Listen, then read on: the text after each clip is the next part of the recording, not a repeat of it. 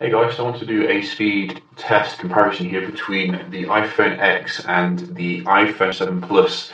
I wanted to put the X for its paces here, given how much it does cost. It is a very attractive device, but is it worth upgrading from the 7 Plus, which a lot of people might be thinking to do so.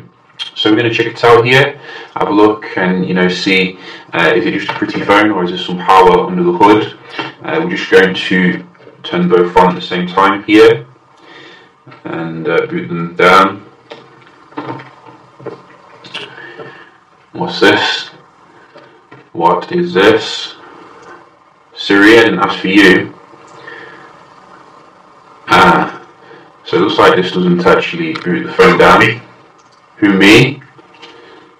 Who, you? I don't have an answer for that. I didn't think so. And how do you turn it off? Who, me? Who, you? Seriously, Apple, what have you done? I can't turn it off. This is weird. They made the power button bigger, but you can't actually turn it off. Wow. iPhone is supposed to be easy to use here. So how do you turn it off? I mean, is there a power button at the top or something? Wow. I think I'm going to have to do some button combination. Is it this one? So why have you done that? That is completely ridiculous. The power button, you just hold it down on the iPhone 7 Plus and you're good to go. But now you have to do some sort of, Android kind of combination. Seriously, weird.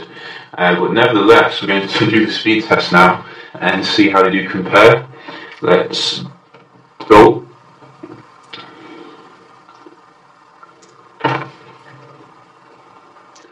So obviously with the 10 we have updated to 11.1 iOS, which should be pretty good. You can see boot up here nice and fast compared to the 7 Plus, which is still running quite strong here. I think it's about a year old or so. So we're just going to open up a few apps, see how they do compare here. And this swiping away an app is very, weird to get used to, really, because sometimes you can miss the edge. I think I prefer a clicky button, to be honest. So, quite comparable so far. I think the X is slightly faster, but generally, the 7 Plus is keeping up here, which is nice. Let's try App Store.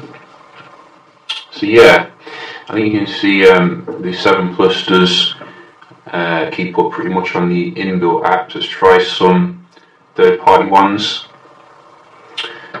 So that's interesting. You can see Pinterest has actually optimized that app so it works with the form factor, which is good. And also this one you can see as well. Let's try another one. This one hasn't optimized its app, so that's annoying. And what else do we have? We do have this one. So I can't see an appreciable difference here, really. I mean, yeah, it might be a little bit faster, but looking at it from a performance comparison, your 7 Plus is still pretty beast. Let's just try Wi-Fi test and see how it is.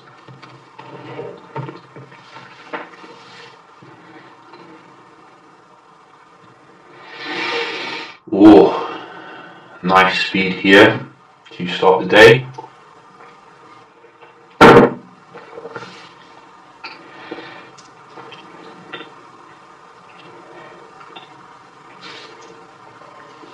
And now it's the X turn. I expect 400 down at least.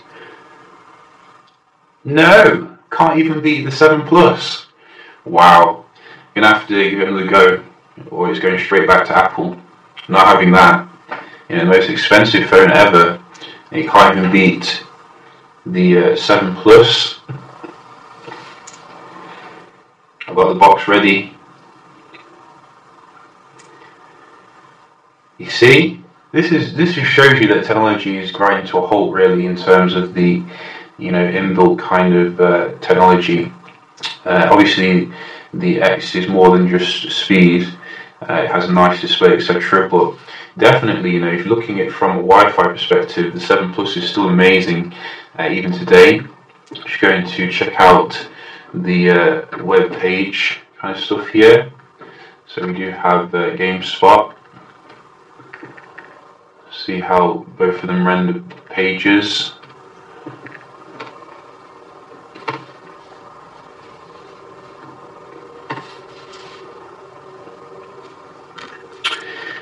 So you can see, nice and snappy on both of them. I think the page looks pretty awesome on the X. Goes right to the top. Number 1. A little bit snappier on the left there. I think it's redeemed itself. We will keep the phone, I think. But you can see, generally the 7 Plus still very nice and responsive here, if you don't mind those bezels.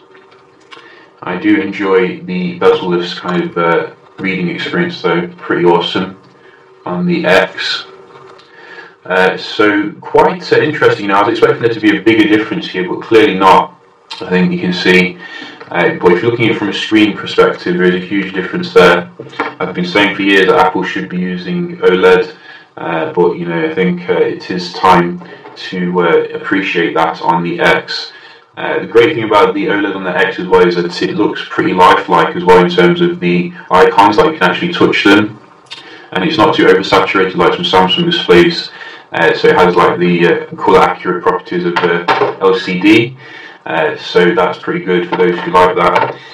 Just some of the things that they've done on the actual gestures, etc., are really annoying. Like, for example, the multitasking took me about half an hour to figure it out how to actually do it properly, and actually how to close apps as well. Because obviously on the old iPhone, you can see you can just swipe away here, but on this you have to go for each one like that. And it's just little changes like this which ruin the experience, really. Overall, if they could have just put like a software-based touch button there or something, it would have been much better overall than just completely changing the experience here. But I do like the phone still. I think it's pretty awesome. It looks it's a bit like a Ferrari, I guess.